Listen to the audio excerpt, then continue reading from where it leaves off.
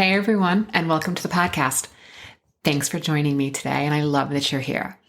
If you've been listening to me, you're probably catching on that a lot of what I teach is that your thoughts create your results. And this is true for any area of your life, but since I focus on career-based growth, I want to talk to you today about how to stop negative thoughts and how to create new thoughts so that you get the results you want in your career. This work will help your career and frankly, any area of your life. When I first started to experiment with thought work about 20 years ago, I really enjoyed most aspects of my job in agency land. But every once in a while, I would notice the littlest thing would knock me over. I call it the disease of broken shoelaces. And this is where I first started to experience doing thought work. I could handle the big problems, client-based crisis, product recalls that would require multi-million-dollar marketing and media plans to be rethought and renegotiation in less than 24 hours.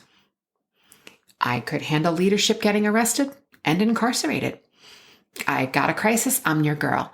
I'm calm, I'm steady, I could focus. I could handle the big things.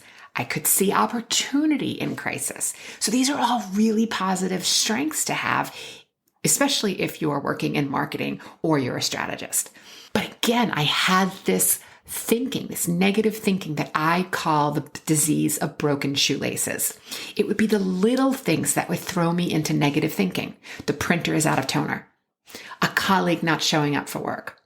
An error in a pivot table. It was the everyday benign challenges that would throw me off. And people, this is why it's called work and not a hobby. Then I would go global with my negative thinking. One crack in my work day, the thinking, I would start then obsessing over everything else in my life. I would be obsessing over my after work plans, that I'm never going to get a raise, that we're never going to get the exact share house we want on Fire Island this summer because it's going to be too hard. We better get on it now. And then it would be like, yeah, and that cute guy I just met, like he's not going to call, not likely. I would be in this total toxic soup of negative thoughts. And hey, pop by my desk for a good time with a heat-seeking missile of negative thinking. Not fun, not cool. That was where my negative thinking would lead me. And your negative thinking may not come from simple frustrations or broken shoelaces. Maybe you're super tight and you've got a handle on the smaller things, but you get knocked with the big things. Everyone comes from a different place. There's nothing wrong if you think negatively. It's your brain trying to protect you. Being alert, being precautionary, making a plan B is all super helpful. But it's when we let this thinking take over that it clouds our lens and it becomes the default way of being. Or as my teacher likes to say, it's our toddler brain running the show. It's just an example of an unmanaged mind. My career took off when I really started to get curious and question my negative thoughts. Seriously, this is what changed everything for me. Examining my thinking increased my success exponentially. It wasn't reading the trades or the latest thought leadership paper or networking like a pro that changed my career path. Yes, those tactics helped, right? But when I made a regular practice of looking at my thoughts and giving myself some space between my thought and taking an action was when everything began to change. Your thoughts are the biggest thing that you have control over, and learning how to manage them will create a larger impact on your results more than anything else in your life. When you learn the difference, and I mean really see the difference between what are thoughts and what are facts, you will be able to see that your thinking can change your life and your results. You'll begin thinking in a completely fresh way because you won't want to be dumpster diving for thoughts. You won't want that trash in your head. I also found that I had less tolerance for certain types of content, movies, media, because I didn't want to put unnecessarily negative thoughts in my head. There was less like doomsday scrolling on Twitter because I wanted to treat this vessel of my brain and my mind with care. The space between your thoughts and your reactions is what helps you get leverage over your thoughts. Once you begin to find the pause between the thought and the action, you have a chance to make a decision to Believe different thoughts that will serve you and your goals. It's the thing that will get you the most impact, the fastest results, faster than anything else that you can try, faster and more effective than anything else you can try. Recently, a client told me that she wants to get promoted and take on more responsibility at work. When I asked her why she wanted more responsibility, she said it's because she'd then be respected and that she would feel better about herself. As a career coach, I'm always curious about your motivations, and I want to understand your thinking and your mindset. For this woman, the promotion wasn't about the money. It wasn't about the prestige of the title or the feeling of personal achievement. It was about respect and feeling better. Which always is like, tell me a little bit more. She said she always makes bad decisions and that every decision she's made has led to an even worse outcome, that everything bad always happens to me. She said that she has the toughest boss and works on the most challenging project in the firm. She said she rarely speaks up in meetings nowadays because she doesn't want to say the wrong thing. She doesn't want to ask a dumb question. She said she's kicking her own butt for a minor typo she had last year in a presentation, and she brings it up regularly as evidence for why she needs to stay vigilant so that she won't make another mistake. It's like that constant public caning of herself is going to keep her from not making another mistake. So she thinks. She says she has to work harder than anyone else just to get the same acknowledgement and the same results because she only went to an average university. And my favorite, she's older than her peers, and she's lucky that someone with her credentials got a job at a top company. She thinks that she needs to get the promotion and to be in a different position so that everything will be better. So there's a lot to unpack here, and I have a ton of compassion for her mindset. And it's not easy when you're in it because you think that an outside circumstance like a promotion, a new boss, or a different project will make everything okay. It won't, because wherever you go, there you are. Look, I don't know whether or not she's in a sucky situation. I don't know. I don't work there. But the reality is that she believes she is. So she is coming to her responsibilities, her daily output, her interactions with others from a position of extreme stress and anxiety. So let me ask you, how good would your decision-making skills be if you were always under extreme stress and had anxiety? Do you think you'd be able to be a candidate for promotion if you were constantly judging yourself, your age, your schooling throughout the day, reminding yourself that you don't measure up? What results do you think you'd be creating if you had this negative thinking? Now, I know it feels impossible for her to change her thinking, and she so desperately wants to do so. The good news is she can change her thinking more easily than she can change her role, her boss, or her coworkers. People often ask me how to change their thoughts because we never were taught how to do it. Can you imagine if we taught children how to change their thinking? People always want to know how to stop thinking the obsessive negative thought that they keep chewing on. These are the thoughts they go to sleep with thinking, and they pick them right back up again upon awakening. Sometimes they ask me to give them new thoughts. They actually say, I need you to give me a new thought. I need to think differently. I get it. I've been there. Just tell me what to think so I can feel better because I'm so tired of feeling this way. But this work isn't the 10 steps to positive thinking because, my friends, that doesn't work.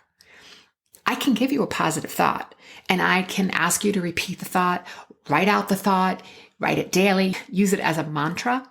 But me telling you what to think doesn't work. One, I would cripple you because when I'm not there, then you wouldn't know how to trust yourself and build your own resources for how to make a decision and how to think.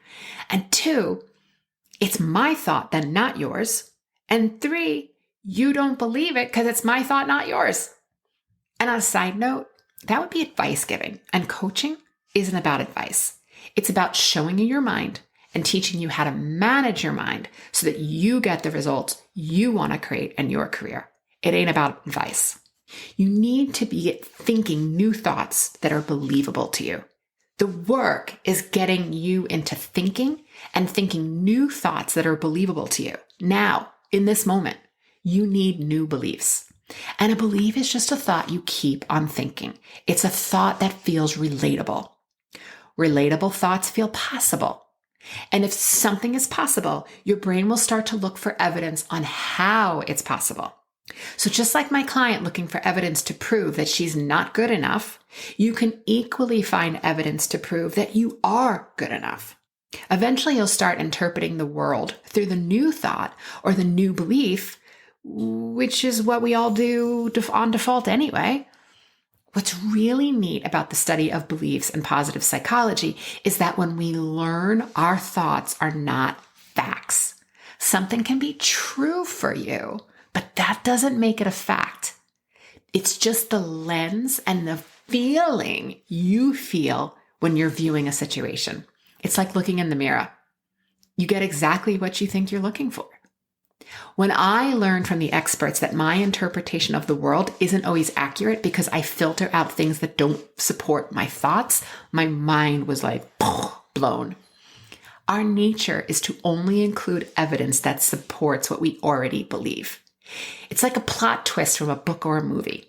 The writers are leading you one way, they're breadcrumbing you, they're showing you evidence of something, and then wham, total plot twist. If you can't 100% prove something, it's a thought, not a fact. So the next time you believe that if you'll get promoted, you'll gain respect, ask yourself if it's possible. That's just a thought. On top of it, that idea that you're going to be someplace else, that a circumstance is going to make you feel a certain way, it doesn't. You choose how you want to feel about a circumstance. The circumstance doesn't control your thought. You control your thought. So the next time you believe something, ask yourself, is it possible that it's just a thought? Is it possible that you're wrong? Make space for the idea that you might be wrong. You might be seeing something through an inaccurate lens. Then you have to decide what you want to believe or think instead. I'd choose something that feels relatable. If you are coming from the thought that I always make bad decisions, then thinking I have the best brain and I always make the best decisions probably isn't going to be believable or relatable. So back off of it a bit. What is relatable for you? How about in this example, playing it out, it's possible that I've made good decisions. I'm sure you can find some good decisions. Based on this client example, here are some good decisions that I know she's made just through this conversation. She went to university. She's capable of learning. She got a job. She's capable of making money. And she cares about the quality of her work. I think that all of these are proof that she knows how to make decisions that benefit her career and life. She can choose to practice the thought, it's possible I can make more good decisions. It's possible I can learn to trust myself. It's possible that I can train my brain to change my negative thinking. When you choose a new thought, hold space for the possibility of it. Practice it. Just for today, I'm going to believe it's possible I can trust myself. You start to find evidence that it's true. And when you think a thought that is more relatable, your brain will shift from a state of stress and anxiety to one of possibility. It's relatable that you can learn to trust yourself. Your brain will do this naturally and find proof because it wants to survive. Now, my lovelies, you have to be patient with yourself because it may take some time. If you've been beating the drum of I make bad decisions for some time, you're not going to change that in one day. But the change comes with both how often and how long you choose to practice the thought. Practice means you're not going to always be good at it. But if you make a decision, which if you listen to episode 7 around making decisions, you remember that making a decision is a committed thought with a committed action. So you make a decision and then you practice. And if you get stuck, get a coach. So to recap, when negative thinking pops up, ask yourself, is this true? Can I prove it? Separate thoughts from facts. Find a thought that's relatable, something that feels much easier to believe. Practice. The frequency and duration of your practice is what is going to bring you results. And when the thought becomes believable, can you strengthen it? Can you up-level it? Listen, Being ridiculous with your thoughts is how you move from a negative thinking mindset to creating extraordinary results in your career. To paraphrase the famous ad man Leo Burnett, if you want to reach for the moon and fail, at least you'll get a handful of stars. And if I only reach for the sky and fail, I'm going to grab air. So before I go, who are you getting support from? I'd be honored to help you with your career challenges and to create the growth and extraordinary success you want in your life. You can learn more on my website, jillgriffincoaching.com. All right, my friends, have a fabulous day, and I'll see you next time. I'm Jill Griffin, your host of the Career Refresh Podcast. My mission is to make workplaces more successful for everyone. So if you have ideas for topics or future guests, please email us at hello@jillgriffincoaching.com. Until next time, embrace possibility, be generous, intentional, and kind. I'm Jill Griffin, your host of the Career Refresh Podcast. My mission is to make workplaces more successful for everyone. So if you have ideas for topics or future guests, please email us at hello@jillgriffincoaching.com. Until next time, embrace possibility, be generous, intentional, and kind.